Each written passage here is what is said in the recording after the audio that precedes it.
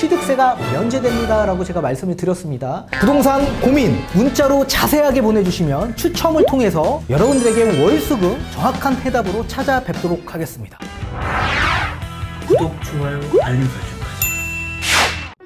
구독자 옥천님께서 6월 22일 영상에 댓글로 달아주신 부동산 고민입니다. 기존 재개발 구역 지정 전 소유자는 새 아파트 입주 시 취득세 안 낸다고 하셨는데, 그럼 조합 설립 후 취득 소유한 사람은 새 아파트 되고 나서 입주하면 취득세 내야 되는지요? 해주셨네요. 전문가님 답변 부탁드리겠습니다.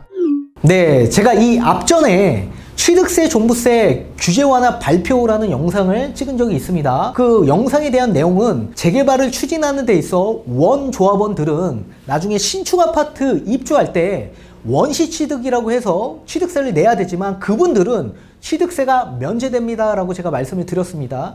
거기에 대한 지금 댓글 내용이시고, 답변부터 드린다면 원조합원이시라면 당연히 면제받으실 수 있고 다만 감면도 받으실 수 있다. 근데 사업시행 인가를 언제 받았냐에 따라서 달라질 수 있다라는 말씀을 드리고 싶습니다. 거기에 대해서 조금 설명을 드려보도록 하겠습니다. 자, 좀 어려울 수도 있습니다. 어렵다면 다시 반복해서 보십시오. 자, 첫 번째, 원조합원인지 승계조합원인지 먼저 따져보셔야 될 것 같습니다.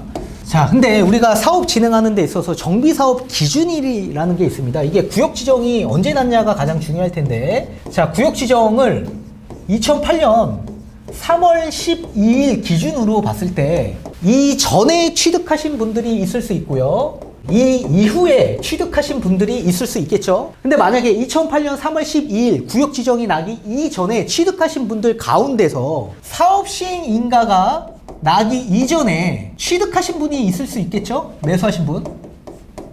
이런 분들은 원조합원이 될 수 있고, 2008년 3월 12일 구역 지정이 난 이후에 취득하신 분들 가운데 구역 지정이 나기 이전에 취득하신 분들이 있을 겁니다.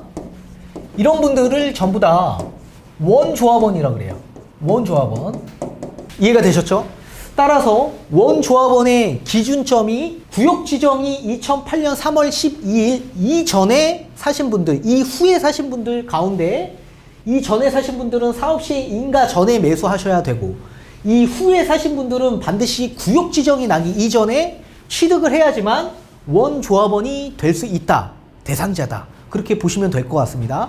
자, 근데 두 번째, 그렇다면 취득세 기준은 어떻게 따져야 되냐. 취득세 기준, 감면 기준.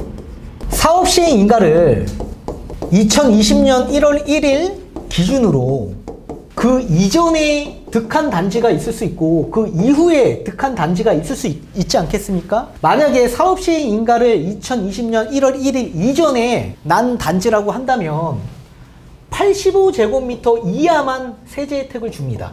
85제곱미터 이하. 근데 다만 취득세가 200만원 이하인 경우에만 완전히 100% 면제고요.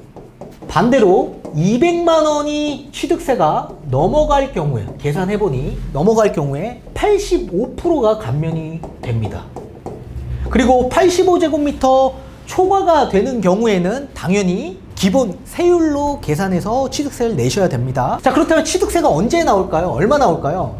이 원시 취득이라는 게 있는데 85제곱미터 이하인 경우에는 2.96%의 원시 취득세를 내고 입주를 하셔야 되고, 85제곱미터 초과인 경우에는 3.16%라는 취득세를 내고 입주를 하셔야 되는 겁니다. 그렇다면 2020년 1월 1일 이전에 사업시행 인가가 난 단지들은 85제곱미터 이하 신청하신 분들 한해서만 면제 또는 85% 감면을 받으실 수가 있습니다. 당연히 85제곱미터 이하니까 2.96%의 85% 감면을 받거나 아예 다 면제의 대상이다. 다만 85제곱미터 초과인 경우에는 무조건 3.16%라는 세금을 내고 들어가셔야 되는 겁니다. 근데 반대로 2020년 1월 1일 이후에 사업시행 인가가 난 단지에 해당이 되신다면 전용면적 60제곱미터 이하인 경우에는 75%의 감면을 받으실 수가 있는 거고요.